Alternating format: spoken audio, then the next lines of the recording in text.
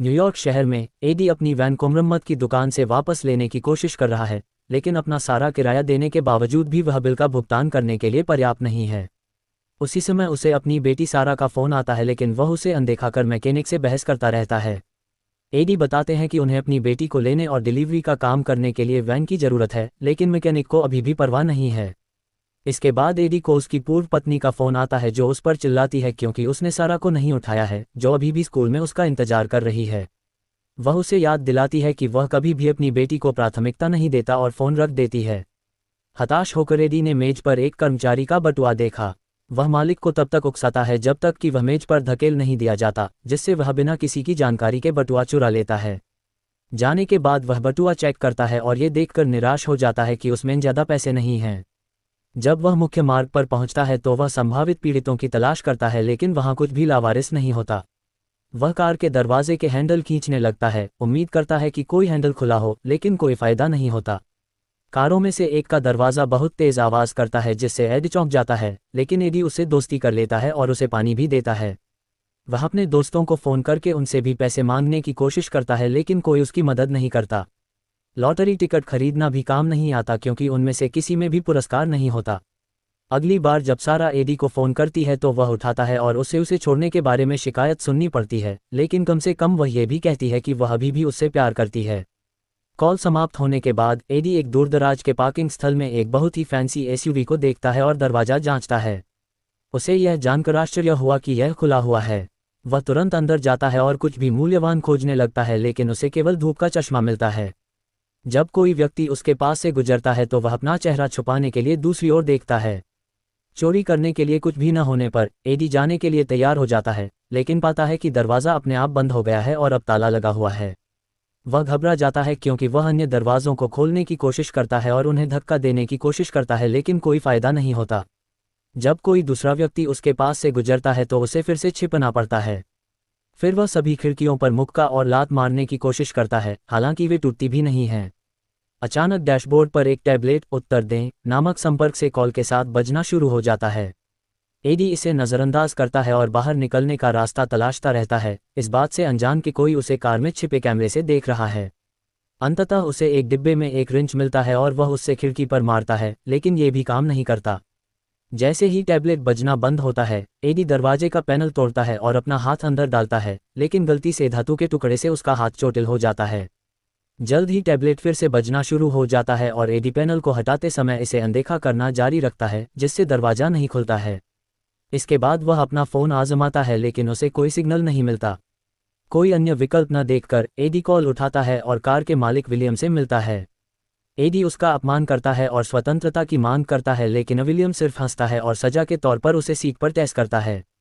William बताते हैं कि उनकी कार में 6 बार सेंध लगाई गई और एक भी गिरफ्तारी नहीं हुई, इसलिए उन्होंने एक विशेष सुरक्षा प्रणाली लगाई है जिससे वाहन जेल की तरह काम करता है।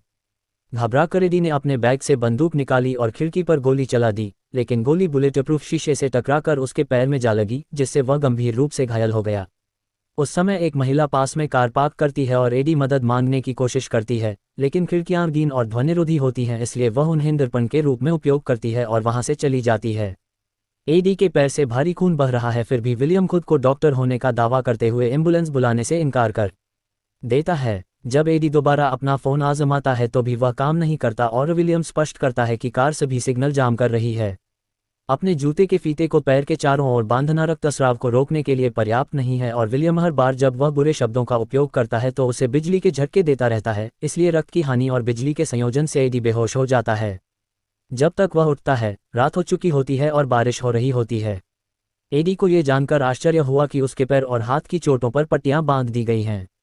वह खाने के लिए कुछ ढूंढने के लिए अपना बैग देखता है, लेकिन उसकी पानी की बोतल और नाश्ते का बैग दोनों खाली हैं। अगली सुबह विलियम फिर से फ़ोन करता है और अपने जीवन के बारे में एक कहानी साझा करने की कोशिश करता है, जिससे एडी भड़क जाता है। विलियम ने एयर कंडीशनिंग चालू करने और योडेलिंग संगीत को ज़ोर से बजाने से पहले उसे फिर से बिजली का झटका दिया। पहले तो एडी कहता है कि गाना ठीक है, लेकिन ये घंटों तक चलता रहता है और उसे बिल्कुल पागल कर देता है। उस रात उसे इतनी ठंड लगती है कि वह सीट कवर को कंबल की तरह इस्तेमाल करता है। जब विलियम कॉल करता है, एडी ईमानदारी से माफ़ी मांगता है और फिर कभी असभ्य व्यवहार न करने का वादा करता है। बिना कुछ कहे विलियम एयर कंडीशनिंग बंद कर देता है, लेकिन फिर भी उसे जाने नहीं देता। अगली सुबह एडी खाली पानी की बोतल में पेशाब करता है और फिर कार को नष्ट करना शुरू कर देता है ताकि कोई रास्ता निकाल सके, लेकिन कुछ भी काम नहीं करता। जब विलियम उसका मजाक उड़ाने के लिए फ़ोन करता है तो एडी को बालकनी से पार्किंग स्थल को घूरते हुए कोई दिखाई देता है। वे बातचीत शुरू करते हैं और जब एडी चिड़चिड़ा हो जाता है तो उसे फिर से बिजली का झटका दिया जाता है। ये बात उसे यह बताने से नहीं रोकती कि अगर विलियम उसे मरने देगा तो वह मुसीबत में पड़ जाएगा। एडी ने बताया कि उसने कभी किसी को नहीं मारा और उसकी बंदूक केवल सुरक्षा के लिए है। हालांकि विलियम को इसकी परवाह नहीं है और वह सोचता है कि पुलिस वाले बेकार के मूर्ख हैं, इसलिए वह पकड़ा नहीं जाएगा। विलियम ने यह भी बताया कि उन्हें कैंसर है और उनके पास जीने के लिए केवल 4 महीने बचे हैं, इसलिए वह बदलाव लाना चाहते हैं। चूंकि यह व्यवस्था स्पष्ट रूप से काम नहीं करती, इसलिए न्याय पाना उसके ऊपर निर्भर है। वह एडी से उसका सामाजिक सुरक्षा नंबर मांगता है क्योंकि वह अपना रिकॉर्ड जांचना चाहता है। यदि यह एडी का पहला अपराध है तो वह अधिक नर्म रहेगा, लेकिन यदि उसका कोई आपराधिक इतिहास है तो वह एडी की उंगलियां काट देगा, जैसे कुछ देशों में लोग चोरों के साथ करते हैं। एडी ने उसे नंबर देने से इनकार कर दिया और बताया कि लोग चोरी करने के लिए मजबूर हैं क्योंकि सिस्टम उन्हें नौकरी देने में विफल रहा है, जबकि विलियम जैसे अमीर लोग सारी संपत्ति जमा कर लेते हैं। नाराज विलियम उसे फिर से बिजली का झटका देता है और संगीत को फिर से शुरू करने के लिए कॉल समाप्त करता है। शाम को कार का तापमान बढ़ने लगता है और एडी को असहनीय गर्मी से निपटने के लिए अपने कपड़े उतारने पड़ते हैं। उसे ऐसा लगता है जैसे बारिश उसका मजाक उड़ा रही है और वह अपना मूत्र पीने पर भी विचार करता है, लेकिन वह खुद को ऐसा करने के लिए नहीं ला पाता। विलियम उसे अपने सामाजिक सुरक्षा नंबर के बदले में पानी और सामान्य तापमान की पेशकश करने के लिए कॉल करता है और एडी के पास सौदा करने के अलावा कोई विकल्प नहीं होता है। एक बार जब विलियम को नंबर मिल जाता है तो वह हीटर बंद कर देता है और बताता है कि जब वह अपने कैदी के घावों का इलाज करने आया था तो उसने सीट के नीचे एक पानी की बोतल छिपा दी थी। उसकी जैकेट की जेब में कुछ है जो उसे परेशान कर रहा है। ये लॉटरी टिकट हैं जो उसने पहले खरीदे थे और एक टिकट ऐसा है जिसे उसने अभी तक खरोंचा नहीं है। वह अब ऐसा करता है और जब उसे पता चलता है कि उसने वह पैसा जीत लिया है जिसकी उसे ज़रूरत थी तो वह अपनी हंसी रोक नहीं पाता। विलियम यह जानने के लिए फिर से फ़ोन करता है कि क्या हो रहा है और एडी भोजन की भीख मांगता है, एक मीठी बोली के साथ अपने अपराध के लिए ईमानदारी से माफ़ी मांगता है। ये निर्णय करते हुए कि एडी कोई पागल नहीं है, विलियम दस्ताने का डिब्बा खोलता है और उसमें से एक नाश्ता निकालता है। एडी तुरंत उसे पकड़ लेता है और बंद होने से पहले अंदर एक स्विच को नोटिस करता है। जब विलियम को दूसरी कॉल आती है तो वह फ़ोन काट देता है, लेकिन एडी स्पीकर पर उसकी आवाज़ सुन सकता है और बातचीत से यह पुष्टि होती है कि विलियम एक डॉक्टर है। फिर आदमी घोषणा करता है कि उसे जाना होगा। एडी ने बालकनी पर चलती हुई आकृति को देखा, जिसका मतलब है कि वह उसका अपहरण करता है। एक बार जब विलियम बालकनी से बाहर चला जाता है, एडी कैमरे के लिए अपनी मध्यमा उंगली उठाता है और कोई प्रतिक्रिया नहीं मिलती है, जिसका अर्थ है कि विलियम अब उसे नहीं देख रहा है। फिर एडी दस्ताने डिब्बे को तोड़ता है और अंदर के सर्किट की तस्वीर लेता है ताकि वह विश्लेषण कर सके कि वह किसके साथ काम कर रहा है। वह अपना हाथ डालता है और स्विच तक पहुंचने की कोशिश करता है, लेकिन इस प्रक्रिया में उसका नाखून दर्दनाक रूप से टूट जाता है। जब वह दोबारा कोशिश करता है तो सीटें उसे टेस्ट करना शुरू कर देती हैं क्योंकि विलियम वापस आ गया है और उसने उसे देख लिया है। अगले दिन एडी आराम करने का नाटक करते हुए आगे की सीट पर बैठा रहता है, लेकिन उसका पैर ग्लव कंपार्टमेंट के अंदर होता है और वह स्विच खोलने की कोशिश करता है। एक और दिन बीत जाता है और उसका शरीर इतना कमज़ोर हो जाता है कि उसके पास अपना मूत्र पीने के अलावा कोई विकल्प नहीं होता। उस रात एडी का पैर आखिरकार स्विच तक पहुंचने में कामयाब हो जाता है और कार की बिजली चालू हो जाती है। वह तुरंत ड्राइवर की सीट पर कूद जाता है और चल देता है, लेकिन कार कुछ ही मिनटों में रुक जाती है। विलियम उसका मजाक उड़ाने के लिए उसे बुलाता है और कार फिर से चल पड़ती है, लेकिन इस बार मालिक उसे दूर से नियंत्रित कर रहा होता है। जैसे ही कार सड़कों से गुजरती है, विलियम शास्त्रीय संगीत बजाते हुए बताते हैं कि हर कोई डर में रहता है क्योंकि अपराध ने न्यूयॉर्क पर कब्जा कर लिया है। एडी तब घबरा जाता है जब कार खतरनाक रूप से तेज चलने लगती है और अंततः वह एक अंधेरी गली में रुकती है जहां 2 अपराधी एक आदमी की पिटाई कर रहे हैं। विलियम कार की लाइट जलाता है और हॉर्न बजाता है, जिससे एक गुंडे का ध्यान उसकी ओर आकर्षित होता है जो अपनी शर्ट उठाकर दिखाता है कि वह बंदूक रखता है। कार की गति बढ़ जाती है और वह उस आदमी को कुचल देती है जबकि विलियम हंसता है। दूसरा बदमाश डर के मारे पीछे से गोली चलाते हुए भागने लगता है, लेकिन बुलेट प्रूफ शीशे पर गोलियां कुछ नहीं करती। पीछा शुरू होता है और अपराधी कार को छोड़ने की कोशिश में अचानक मोड़ लेता है, लेकिन पाता है कि सड़क एक गेट से अवरुद्ध है। विलियम कार को और तेज चलाता है और उस आदमी को टक्कर मारने के लिए उसे गेट पर पटक देता है। जब थक खड़ा होने की कोशिश करता है तो कार तब तक धक्का देती रहती है जब तक कि वह व्यक्ति गंभीर रूप से घायल नहीं हो जाता और खून बहने लगता है। काफ़ी चिल्लाने के बाद एडी विलियम को रुकने के लिए मना लेता है और कार वापस चली जाती है। हालांकि विलियम बस उसका मजाक उड़ा रहा होता है और वह उस आदमी की खोपड़ी को कुचलने के लिए कार को फिर से आगे बढ़ाता है। क्रोधित एडी सभी प्रकार के बुरे शब्द चिल्लाना शुरू कर देता है, इसलिए विलियम तेज आवाज में संगीत बजाता है और कार को फिर से सड़कों पर दौड़ाता है। ये बहुत तेज गति से जा रहा है और बड़ी मुश्किल से अन्य आने वाले वाहनों को चकमा दे पा रहा है।